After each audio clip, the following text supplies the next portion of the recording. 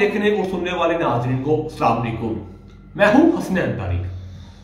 मुल्क पाकिस्तान की जो सूरत हाल इस वक्त बहुत अजीब हो चुकी है। रोजाना कोई नया तूफान बर्पा होता है। रोज की बुनियाद पर किसी नए मसले पर गुफ्तगू करना पड़ती है। किसी भी मुल्क की तबाही का आगाज तब होता है जब उसमें कोई भी rule of law and order ना हो, उस पर अमल दरामद ना करवाया जाए, जो मुल्क पाकिस्तान की तबाही की इस वक्त सबसे बड़ी वजह बन चुकी है।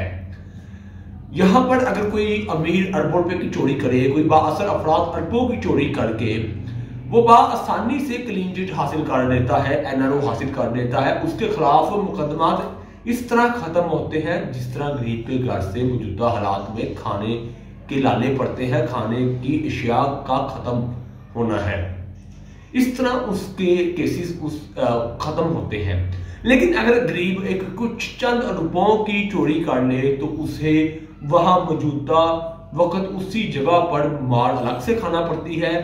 उसके अलावा उससे पूरी जिंदगी सजा भुगतना पड़ती है, पूरी जिंदगी उसका अजाला भुगतना पड़ता है। अगर हमारे थानों में कुछ इस तरह का रवाज है कि अगर कोई किसी पर एक दफा चोरी या डकैती का पर्चा दर्ज कर लिया गया है, अगर बाद में कभी भी अगर किसी ने चोरी का मुकदमा दोबारा दर्ज होता है तो उन्होंने दोबारा वो तमाम लोगों को तलब करते हैं जिनके खिलाफ इस तरह के मुकदमा पहले दर्ज होते थे। अगर किसी ने पहले चोरी की है, उस पर मुकदमा दर्ज कर लिया गया है, तो उसे कोई भी कहीं भी चोरी होगी अगर उस एरिया में, तो उसे दोबारा थाने में बुलाया जाएगा, उससे तफ्तीश की जाएगी। यानी कि एक चोर को उसकी सजा भुगतने के बाद भी सजा भुगतनी पड़ती है, और दूसरी तरफ अगर कोई बासर अफराद है वो अरबों की चोरी करके गरीब अवाम का पैसा खा के आसानी क्लीन चिट हासिल कर लेता है। ये सिर्फ एक सियासतदान या एक पार्टी का ये मंशूर नहीं है, ये तमाम पार्टियों का, तमाम पार्टी के अरकान इनके खिलाफ इस तरह के मुकदमा दर्ज हैं और बासानी वो बरी हो जाते हैं, बासानी उन पर से केसेस खत्म हो जाते हैं। इस वक्त पाकिस्तान के गैर एलानिया डिफॉल्ट कर जाने की इतलात है, लेकिन पाकिस्तान के 1.7 ट्रिलियन और 517 अरब रुपए की किस्त देने के बाद पाकिस्तान के खजाने में बिल्कुल भी पैसे नहीं हैं। मुल्क किस तरह चलेगा ये किसी को मालूम नहीं, लेकिन तरीके अदम एतमाद को नाकाम कैसे बनाया जाएगा या तहरीके अदम एतमाद को कामयाब कैसे बनाया जाएगा, या इलेक्शन से फरार कैसे हुआ जाएगा, या नए इंतखाबात कैसे करवाए जाएंगे, या वोट ऑफ कॉन्फिडेंस के हवाले से अरकान को कैसे तोड़ा जाएगा, या वोट ऑफ कॉन्फिडेंस के अरकान को कैसे पूरा किया जाएगा। इन तमाम बातों के हवाले से पॉलिसीज बनाई जा रही हैं, लेकिन मुल्क को चलाने के हवाले से, गरीब अवाम की भूख को मिटाने के हवाले से, गरीब अवाम के खत्म हुए राशन को पूरा करने के हवाले से कोई पॉलिसी नहीं बनाई जा रही। बेरोजगारी के हवाले से कोई पॉलिसी नहीं बनाई जा रही। मुल्क को डिफॉल्ट से बचाने के हवाले से भी कोई पॉलिसी नहीं बनाई जा रही।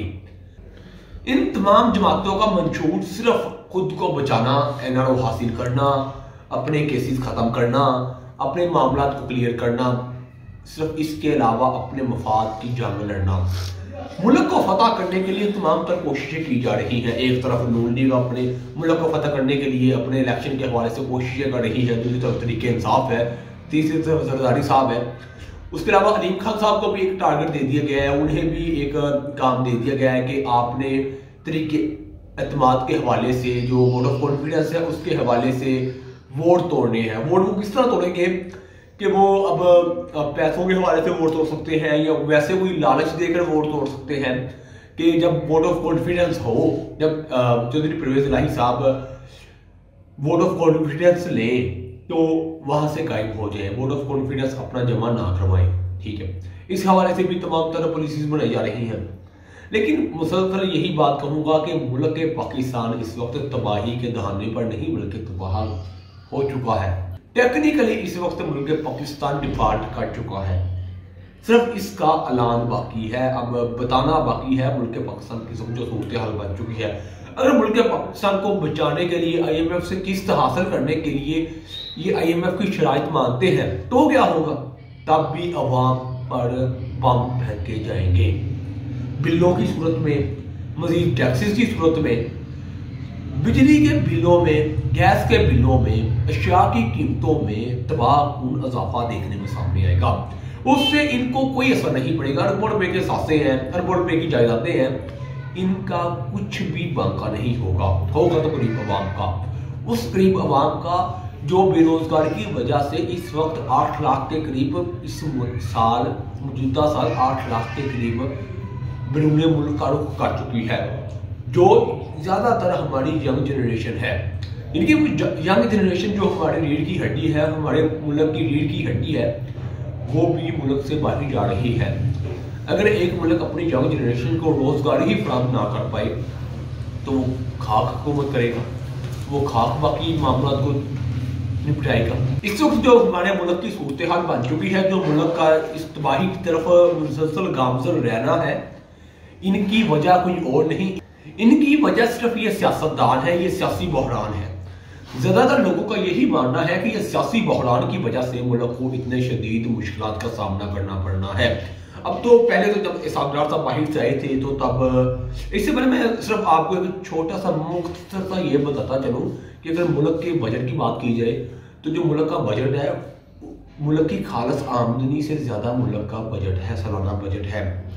और उसके अलावा सिर्फ 119 अरब रुपए जो बिल्कुल बहुत ही कम अमाउंट है, वो तरक्याती मंसूबों पर लगाए गए, मुल्क में तरक्याती कामों के हवाले से खर्च किए गए।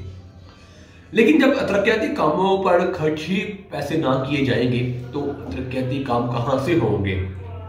जो मुल्क की सूरत हाल बन चुकी है, ये सिर्फ सियासी बहरान की वजह से है। जो सियासी बहरान ने मुसलसल शिद्दत इख्तियार किए रखे है, उसकी वजह से मुल्क इस वक्त इस तबाहकुन दहाने पर आन पहुंचा है। इस हालात में भी मुल्क को बख्शा नहीं जा रहा, इस हालात में भी मुल्क के हालात को बेहतर बनाने के हवाले से नहीं सोचा जा रहा, बल्कि खुद को इससे बचाने के हवाले से। शहबाज शरीफ साहब का बयान आया सामने, उन्होंने कहा कि मुझे नहीं पता था कि मैशत इस हद तक तबाह हो चुकी है। भाई तब आपको नहीं पता था कि जब मुल्क में आने लगे थे तब तो आपने पहले शोर मचा दिया था कि मुल्क की मैशत तबाह हो चुकी है, इस तरह हो गया उस तरह हो गया, तब तो फिर भी मुल्क बहुत बेहतर था। तो अब जब मैशत बिल्कुल ही तबाह हो चुकी है, तब अब आपको आगे पता चला कि आपको मुल्क की मैशत के हवाले से पता ही नहीं था कि मुल्क की मैशत इस हद तक तबाह हो गई थी। इसाकदार साहब बाहर से अभी पहुंचे नहीं है पाकिस्तान में, तो पहले ही डॉलर का रेट नीचे आना शुरू हो गया है, पहले ही डॉलर नीचे आ गया है और दावे हो गए कि डॉलर 200 से कम हो जाएगा। मौजूदा वक्त डॉलर की कीमत 226 के करीब है, लेकिन उसमें भी मैसर नहीं है। 10 से 15 रुपए ब्लैक में देने पड़ते हैं, फिर भी वह मुश्किल जाके डॉलर मिलता है। इस वक्त ये हालात बन चुके हैं डॉलर के। IMF से अगर ये मुल्क को बचाने के हवाले से, मुल्क को डिफॉल्ट से बचाने के हवाले से अगर ये IMF से मुज़ाकरत करते हैं, IMF की शर्त मानते हैं, तो उनमें यह भी शर्त है उनकी कि जो डॉलर की मसनूई कीमत को डाल रखा है, इसको खत्म किया जाए, डॉलर को मार्केट रेट पर छोड़ा जाए। अगर डॉलर को मार्केट रेट पर छोड़ा गया तो डॉलर 300 से भी ऊपर चला जाएगा। इस वक्त मुल्क की इस हद तक हालात तबाह हो चुके हैं, लेकिन अभी भी सिर्फ खुद को बचाने के हवाले से इसाकदार साहब कह रहे हैं कि मैशत पहले से ही तबाह थी, किसी दूसरे। अगर पहले ही पता था कि ये मुल्क के हालात इस तरह नाकस है, तो क्यों तरीके में एतमाद कामयाब करवाने के हवाले से इतनी कोशिश की, क्यों खान साहब की हुकूमत खत्म की। लेकिन जो इस वक्त मुल्क के मौजूदा हालात हैं, सिर्फ सिवाय अल्लाह के कोई नहीं मुल्क को बचा सकता। अगर ये मुल्क को बचाने के हवाले से IMF की शराइत पर भी अमल करते हैं तो भी इस दफा गरीब आवाम को तबाहकुन असरात देखने पड़ेंगे। आगे ही भूख के लाले पड़ते हैं, लेकिन अब और भी बम गिराए जाएंगे बिलों की सूरत में, टैक्सेस की सूरत में। काफी हद तक इंडस्ट्रीज भी बंद होना शुरू हो गई हैं। सिर्फ उसकी वजह यह है कि मुल्क में ये माशी बहरान, सियासी बहरान, ये माशी बहरान की शिद्दत अख्तियार करने की वजह सिर्फ एक है, वो है सियासी बहरान। जब तक ये सियासी बहरान इस तरह ही शिद्दत अख्तियार किए रखेगा, तब तक मुल्क बेहतरी की राह पर गामजन नहीं होगा। अब तक के लिए अपने मेजबान हसनैन तारिक को इजाजत दें।